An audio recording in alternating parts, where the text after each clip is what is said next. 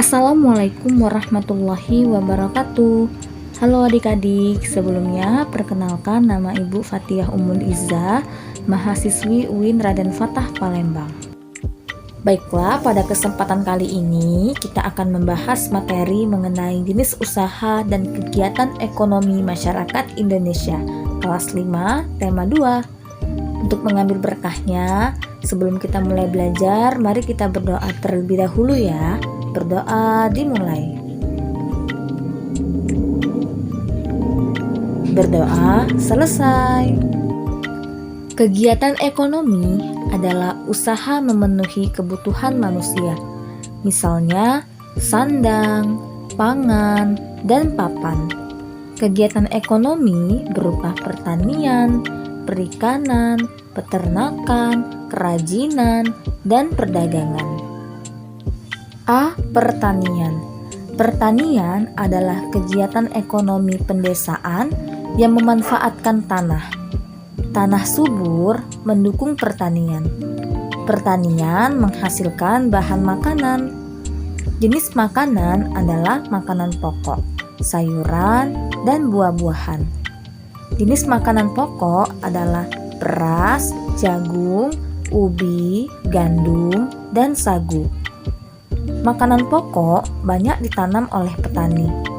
Jenis sayuran adalah kangkung, bayam, sawi, buncis, dan wortel. Jenis buah-buahan seperti semangka, melon, dan nanas. Tanaman tersebut berumur pendek, artinya dipanen dalam 3 bulan. B. Perikanan. Perikanan memanfaatkan sumber daya air seperti laut, sungai, dan danau. Penduduk yang menangkap ikan di laut disebut nelayan. Hasilnya untuk mencukupi kebutuhan hidup. Ikan dapat dibudidayakan, misalnya di kolam, empang, ataupun tambak. Bermacam-macam ikan dipelihara seperti lele, ikan gurami, belut, ikan nila, dan ikan emas. Selanjutnya yaitu peternakan. Peternakan dapat memanfaatkan sumber daya alam, misalnya tumbuhan, air, dan tanah. Tumbuhan bahan pakan ternak, misalnya rumput dan dedak. Air untuk minum ternak. Tanah untuk kandang dan tempat pengembalaan. Banyak penduduk memelihara ternak, mereka disebut peternak. Misalnya peternak unggas, kambing, sapi, kerbau, dan kuda.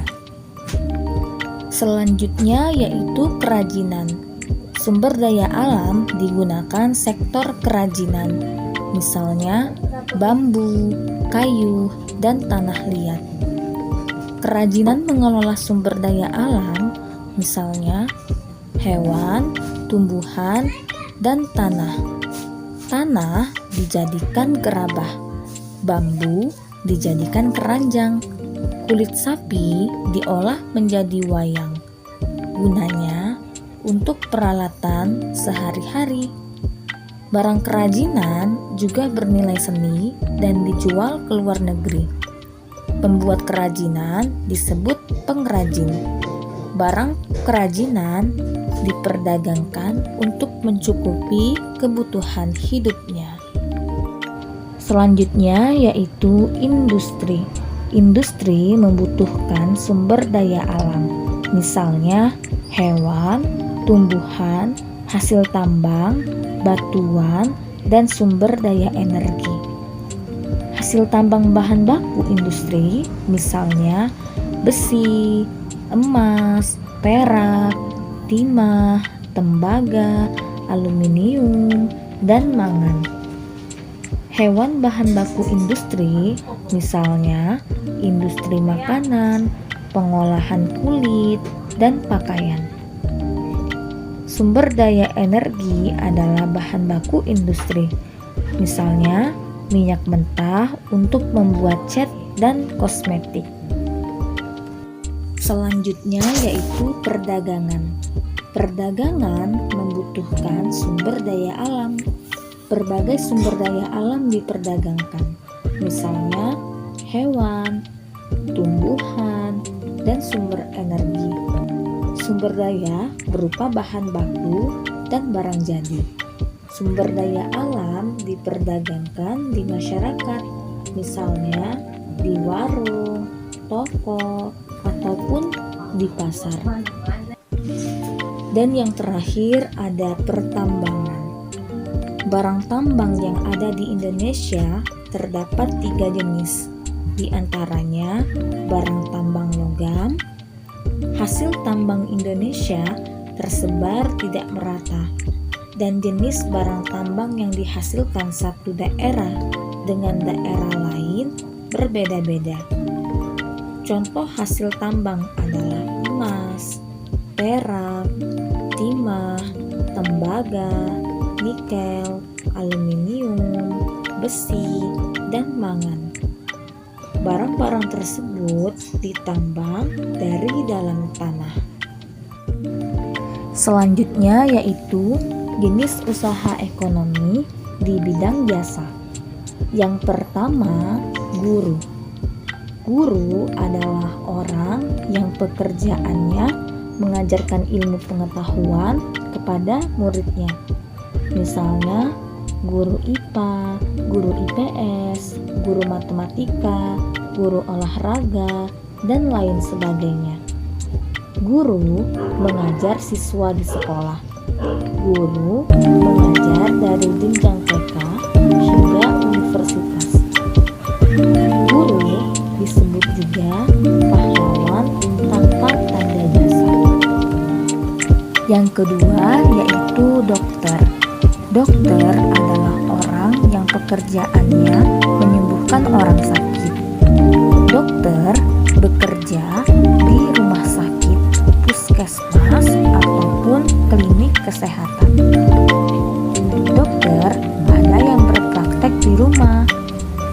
Dokter selalu siap sedia menangani berbagai penyakit yang diderita oleh masyarakat. Yang ketiga, arsitek.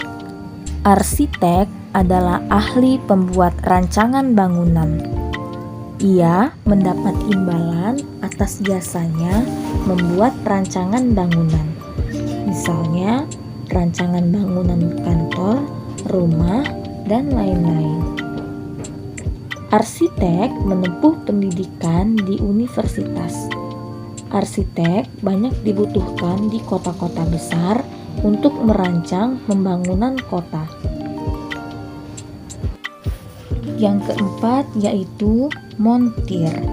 Montir adalah orang yang pekerjaannya memperbaiki kendaraan bermotor. Montir bekerja di bengkel kendaraan bermotor. Ia memperoleh imbalan setelah memperbaiki kendaraan orang lain. Montir menangani kendaraan roda 2 dan roda 4. Montir ada yang bekerja di bengkel sendiri ataupun bengkel orang lain. Dan yang terakhir ada tukang ojek. Tukang ojek adalah orang yang pekerjaannya mengantarkan orang yang berpergian ke suatu tempat.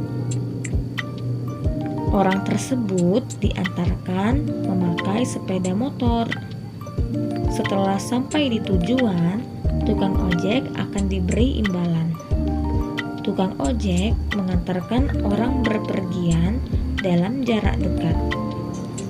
Tukang ojek banyak kita temui di kota-kota besar. Demikianlah materi yang dapat Ibu sampaikan pada kali ini. Sebelum kita menutup pembelajaran kita pada kali ini, mari kita sama-sama tutup dengan membaca doa. Berdoa dimulai.